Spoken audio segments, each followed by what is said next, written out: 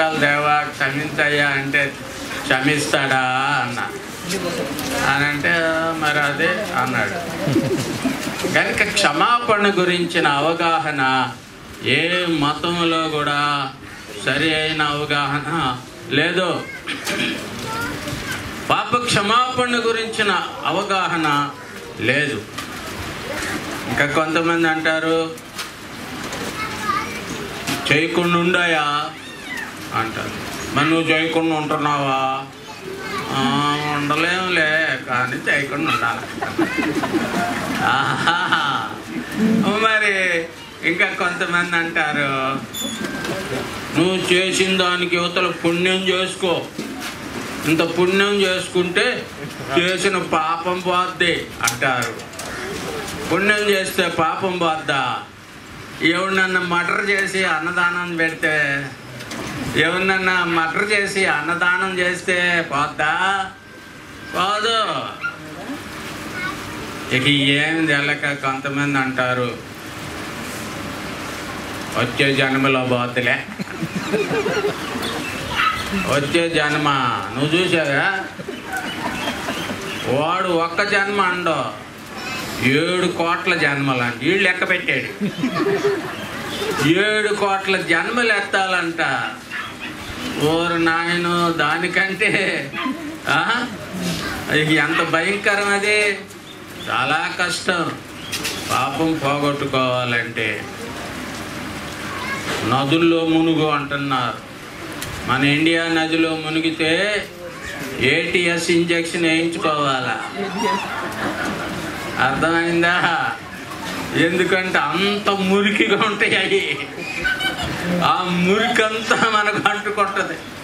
రేపు కృష్ణా చేస్తున్నారు, కృష్ణా పుష్కరాలు. కృష్ణాలో మురికంతా మనుషుల మీదే ఉంది. జాగ్రత్త. పాపం పోగొట్టుకోవాలంటే ఎంత భయం. కనుక దేవుడు న్యాయవంతుడు. పాపము శిక్షింపబడాలా, అప్పుడే ఆ శిక్ష కూడా ప్రాయశ్చిత్తం జరగాల, రక్తము చిందించబడాలా. ఎందుకంటే రక్తంలో ప్రాణం ఉంది. ఆ ప్రాణము ప్రాయశ్చిత్తం చేస్తుంది. పాపానికి ప్రాణమే ప్రాయశ్చిత్తం చేస్తుంది. అది యేసయ్య రక్తం, దేవుని రక్తమే మన పాపానికి ప్రాయశ్చిత్తం చేసింది. హల్లెలూయా. ఈ గొప్ప సత్యాన్ని మనం సువార్తలో వివరించాలి. దేవుని యొక్క ఈ లక్షణాలన్నీ తర్వాత సిలువలో దేవుడు కూడా తాను నీతిమంతుడని రుజువు చేసుకున్నాడు. ఈ పాయింట్ అర్థం చేసుకోండి. సిలువలో దేవుడు కూడా తాను నీతిమంతుడని రుజువు చేసుకున్నాడు. ఎలాగా? నేను ఉత్తినే పాపాన్ని క్షమించే దేవుణ్ణి కాదు, ఊరికనే పాపాన్ని క్షమించే దేవుణ్ణి కాదు, పాపాన్ని శిక్షించి దాన్ని రద్దు చేసే దేవుణ్ణి. కాబట్టి నేను న్యాయవంతుణ్ణి. అర్థమైందా? కనుక ఇప్పుడు మన పాపము సిలువలో ఎంత భయంకరంగా శిక్షింపబడిందో సిలువను చూసి అర్థం చేసుకోవాలి. పశ్చిమ్రానుని ఎలాగ ఆడుకున్నారో, పశ్చిమ్రానుతో ఎలాగ కొరడాలతో కొట్టి, ముళ్ళ కిరీటం పెట్టి, సిలువలకు మేకులు కొట్టి, గోతులో దించి, యేసయ్యకు అన్నిటికంటే ఎక్కువ ఎప్పుడు బాధ వచ్చిందో తెలుసా? ఎప్పుడో తెలుసా? ఆయన్ని సిలువ కొట్టంట, ఆ సిలువను గోతులో అటు దిగేశారు చూసా. అప్పుడు ఆయన దేహం అట్ట ముందుకు వచ్చా వెనక్కి.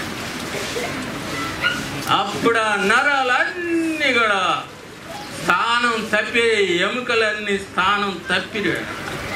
22వ కీర్తనలో నా ఎముకలు స్థానము. అర్థమైందా? ఈ పశ్చిమ్రానుతో ఆడుకున్నారు. ఇప్పుడు మనం ఆ సిలువ వైపు చూసినప్పుడు మనం ఏమనుకోవాలా అంటే అది నాకు రావాల్సింది, అదంతా నాది. ఆ కొరడాల దెబ్బలు నాయి, ఆడిన పాపము అర్థం చేసుకోండి. నిద్రపుస్తాడు సాతాను ఈ మాటలు అర్థం కాకుండా. మీకు కొంతమందికి నిద్ర వస్తుంది నాకు తెలుసు. ఇది యేసయ్య మీద ఆ పాపము ఎందుకు అంత శిక్ష విధించారంటే ఆ పాపము యేసయ్య ఒరిజినల్ పాపం కాదు, అది ఆపాదించబడిన పాపము, ఆయన మీద మోపబడిన పాపం. ఇప్పుడు ఒక ప్రశ్న వేస్తున్నా, మోపబడిన పాపానికే అంత శిక్ష ఉంటే నా యొక్క ఒరిజినల్ పాపానికి ఎంత శిక్ష ఉండాలా? అది ఎండిన మ్రాను. అర్థమవుతుందా? ఎండిన మానికి ఇంకెంత చేస్తాడో పచ్చి మ్రానికి అంటే ఆపాదించబడిన పాపమే ఇంత భయంకరంగా శిక్షించబడితే మంది ఒరిజినల్ పాపము, మంది ఒరిజినల్ లోపల నుంచి పుట్టుకొచ్చింది, తలంపులో నుండి, మాటల్లో నుండి, ఊహల్లో నుండి పుట్టుకొచ్చిన పాపం. దీన్ని ఎంతగా శిక్షిస్తాడు దేవుడు ఆలోచించుకోండి. పశ్చిమరానికే ఇలా చేస్తే జీవం గల దేవుని చేతిలో పడతావు అవిశ్వాసి. నువ్వు ఇంకా నమ్ముకోలేదా యేసు ప్రభుని? నీ గతి ఆలోచించుకో. ఆపాదించబడిన పాపమే ఇంత భయంకరంగా శిక్షించబడితే నీలో ఉన్న ఒరిజినల్ పాపము, సహజమైన పాపాన్ని దేవుడు ఇంకెంతగా శిక్షిస్తాడో. ఆ దినాలు రాబోతున్నాయి. ఈ లోకం మీదకి దేవుని ఉగ్రత రాబోతా ఉంది. హల్లెలూయా అనబాకండి, అది భయంకరమైన విషయం. హల్లెలూయా అనే విషయం కాదది. భయంకరమైన దేవుని ఉగ్రత ఈ లోకం మీదకి రాబోతా ఉంది. పశ్చిమరానికి చేసిన దానికంటే 1000 రెట్లు ఎండిన మ్రానికి దేవుడు చేయబోతున్నాడు. దేవుని భయంకరమైన ఉగ్రత రాబోతా ఉంది. దానికంటే ముందు అంత్యక్రీస్తు బయలుపడి వాడుకు దేవుని బిడ్డల్ని హింసిస్తాడు. కొంతకాలం 3.5 సంవత్సరాలే వాడికి టైం. 42 నెలలే 42 నెలలే వాడికి టైం. ఆ తర్వాత దేవుని ఉగ్రత భూమి మీదకి వస్తావు. భయంకరమైన పాపములన్నిటినీ ప్రతి ఒక్కరూ వెల చెల్లించాలి. ఆ ఎండిన మ్రాను జీవము గల దేవుని చేతిలో పడినప్పుడు అది పడే పాటలు అన్నీ కాదు. జాగ్రత్త అవిశ్వాసులారా, మేల్కోండి. ఇంకా యేసు ప్రభుని నమ్ముకోలేదా? కట్టె కాలినట్టు, కొలిమి కాలినట్టు కాలుతావు. మలాకీ గ్రంథం 4వ అధ్యాయంలో అంటాడు, భక్తిహీనులు కొలిమి కాలినట్టు కాలుతారు. జాగ్రత్త. పూర్ణచంద్రరావు అనే ఒక ఆయన, నేను ఇద్దరం ఒక ఊర్లో పొన్నూరు దగ్గర నండూరుపాలు అనే గ్రామంలో చెబుతున్నాం. ఆ శనివారం ఒక డాక్టర్ గారు పొన్నూరు నుంచి వచ్చి ఇదే చెప్పాడు, రే భక్తిహీనులారా, కులిమి కాలినట్టు కాలుతారా మీరు అని చెప్పి వెళ్ళిపోయాడు. ఆ రాత్రి తెల్లవారు ఆదివారం మేమిద్దరం మొదలు పెడుతున్నాం ఇంకా వాక్యం. ఆ పూర్ణచంద్రరావు గారు పాటలు పాడుతున్నాడు. భజన ఎంతలోగా పల్లె అంటుకుంది. వేసవికాలం మే నెల. ఇక ఒక ఇల్లు అంటుకుంది. భయంకరంగా వస్తుంది గాలి, వడగాలి. వెంటనే ఇంకొక ఇల్లు అంటుకుంటుంది, వెంటనే ఇంకొక ఇల్లు అంటుకుంటుంది. దావాన్లో లాగా వ్యాపించిపోతా ఉంది. మమ్మల్ని పిలిచిన ఆయన కూడా ఉడికిపోతున్నాడు, లోకా గారని. అయ్యా మా ఇల్లు కూడా కాలిపోద్ది అయ్యా, ఎలాగయ్యా? ఆ ఇంట్లో నుండి వస్తువులన్నీ తీసి పల్లె బయట, ఊరి బయట పెట్టేశాం మేమే. నేను కూడా ఇంత పెట్టా, అప్పుడు నేను వెయిట్ లిఫ్టింగ్ చేసేవాడిని. ఇంత పెట్టి కూడా ఎత్తి అవతల బయట పెట్టేశాను. ఆ తర్వాత ప్రార్థన చేసి, దేవా ఈ ఇల్లు కాపాడయ్యా అని ప్రార్థన చేసిన తర్వాత ఆ గాలి ఆ ఇంటి దాకా వచ్చి డైరెక్షన్ మారిపోయింది, ఇంకొక వైపు వెళ్ళిపోయింది. కొలిమి గాలినట్టే కాలే, కొలిమి గాలినట్టే కాలే. జాగ్రత్త. దేవుని వాక్యము అది సత్యం. కనుక ఈ ఎండిన మ్రాను, ఎండిన దానికి ఏం చేస్తారు? ఈ పశ్చిమరానికి దేవుడు చేసిందే అది, దేవుడు చేసిన బాధే అది, కుమారుని దేవుడు పెట్టిన బాధే. ఆ పశ్చిమరానికే అంత బాధ పెడితే దేవుడు ఆపాదించబడిన పాపాన్ని అంతగా శిక్షిస్తే ఇక నీ పాపం నా పాపాన్ని ఎంతగా శిక్షిస్తాడో.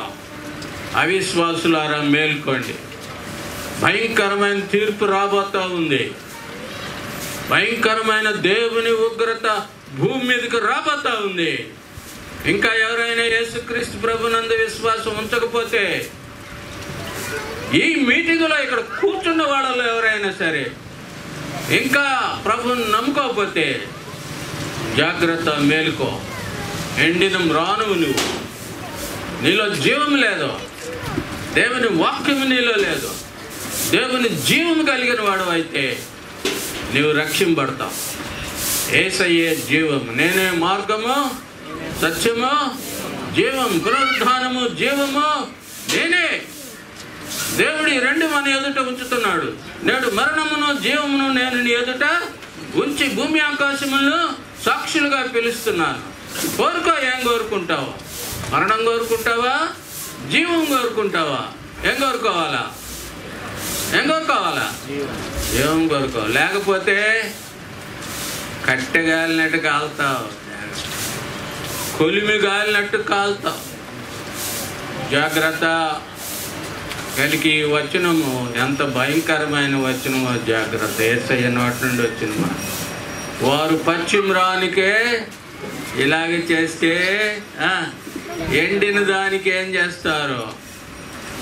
ఎండిపోయిన మానవ మేలుకో, యేసయ్యను నమ్ముకో, ఆ ప్రభు యొక్క జీవాన్ని పొందుకో అని మనం సువార్త చెప్పాలి. అలాగూ సువార్త ప్రకటించడం ఎంతో అవసరం ఈ దినాల్లో. కనుక మీరందరూ చక్కగా తర్ఫీదు పొందారు, చక్కగా చెవి కమ్మలు సంపాదించుకున్నారు. దేవుని స్తోత్రం. అది మంచి. వాళ్ళల్లో జిజ్ఞాస ఏమిటిది, ఇది ఏమిటి అనేటువంటి ఆలోచన వారిలో కలుగజేసి వారికి సువార్త చెప్పడం అనేది చాలా మంచి పద్ధతి. కనుక ఈ సమయంలో ఇలాగ మీరు కూడా మరి వింటమే మటుకే కాదు, ఆచరణలో పెట్టాలి. ఆచరణలో పెట్టినప్పుడు తర్వాత ఆ మాట్లాడే విధానంలో కూడా మరి మనం ప్రభు వైపు అందుకని మాట్లాడుచు యేసును గూర్చిన సువార్తను ప్రకటించే దాన్ని ఏమంటే గాస్పెల్ స్టైల్ ఆఫ్ లైఫ్. మన జీవన విధానమే సువార్త, మన జీవన విధానమే ఒక సువార్త. ఏం మాట్లాడినా సువార్తే. మనం ఏమేమి మాట్లాడతాం? రాజకీయాలు మాట్లాడతాం, క్రికెట్ మాట్లాడుతూ ఉంటాం. వంటగదిలో నుంచి బయటకు వచ్చి సచిన్ అవుట్ అయ్యాడా అని అంటూ ఉంటారు. అవన్నీ మాట్లాడతాం కానీ యేసు ప్రభుని గురించి చెప్పం. కానీ మనం ఏ అవకాశం దొరికినా ప్రభుని గురించి చెప్పాలి. ఏ అవకాశం చూసుకొని ఏ టాపిక్నైనా సరే ఈ టాపిక్లోకి మార్చాలా. ఏ టాపిక్నైనా ఈ సువార్త టాపిక్లోనికి మార్చాలి. అది నేర్చుకోవాలి, అది అలవాటు చేసుకోవాలి. అప్పుడు మనం కనుక దేవుడు నేర్పిస్తాడు. మరి నేను చెప్పిన మాట కూడా విరిగిన హృదయంలో నుండి ఈ సువార్త రావాలి. మనం విరిగి నలిగిన హృదయంతో దేవునితో సహవాసం చేస్తూ ఇలాగా ఆ ప్రభుని గురించి చెప్పినప్పుడు ఫలిస్తుంది, సువార్త ఫలిస్తుంది, ఆత్మలు రక్షింపబడతాయి. నిజంగా మనం అన్నా నీవు చెప్పిన వాక్యం ద్వారా నేను రక్షింపడ్డాను అన్నా అన్నప్పుడు మనకెంతో సంతోషం వేస్తాయి. అవును, నేను మొన్న అమెరికా పోయినప్పుడు అక్కడ 10 మంది కుర్రాళ్ళు స్టూడెంట్స్ అక్కడ జాబ్ చేస్తున్నారు, ఎంటెక్లు చదివి. అన్నా నీ బైబిల్ స్టడీలో రక్షింపడ్డామన్నా అని చెప్పినప్పుడు నేను దేవుడిని ఎంతగానో స్తుతించాను. దేవుడు అలాగ ఫలం దయచేస్తాడు మీకు కూడా. అయితే మనం పని చేయండి ఏం ఫలం వస్తుంది? అవునా? నేను 10 సంవత్సరాలు రాజమండ్రిలో జిఎంఆర్ పాలిటెక్నిక్ టెర్రస్ మీద 10 సంవత్సరాలు ప్రతి బుధవారం బైబిల్ స్టడీ చేశా. సంవత్సరానికి కొన్ని వందల మందిని ఆత్మలు దేవుడు ఇచ్చాడు నాకు. దేవునికి స్తోత్రం. వాళ్ళందరూ ఎంతగానో ఆశీర్వదించబడి ఇప్పుడు ఆస్ట్రేలియాలో, అమెరికాలో, మన ఇండియాలో కూడా చెదిరిపోయి ఉన్నారు. వాళ్ళందరిని బట్టి దేవునికి వందనాలు. ఫలం దయచేయువాడు కనుక ప్రభునందలి ప్రయాసము వ్యర్థము కాదు. గనుక మనం స్థిరులను కదలని వారమును ప్రభు కార్యాభివృద్ధి యందు ఎప్పటికీ అశక్తులై ఉన్నాయి. రైట్, చిన్న పాట పాడి ముగిస్తాం. యేసు రాజా, నీతి రాజా, శాంతిదాత, జీవదాత, మహిమ నీకే ప్రభు, నా దేవా నీవే నా అతిశయ గానమే, నా దేవా నీకే నా స్తుతి ఆరాధనా. యేసు రాజా, నీతి రాజా, శాంతిదాత, జీవదాత, మహిమ నీకే ప్రభు, నా దేవా నీవే నా అతిశయ గానమే, నా దేవా నీకే నా స్తుతి ఆరాధనా.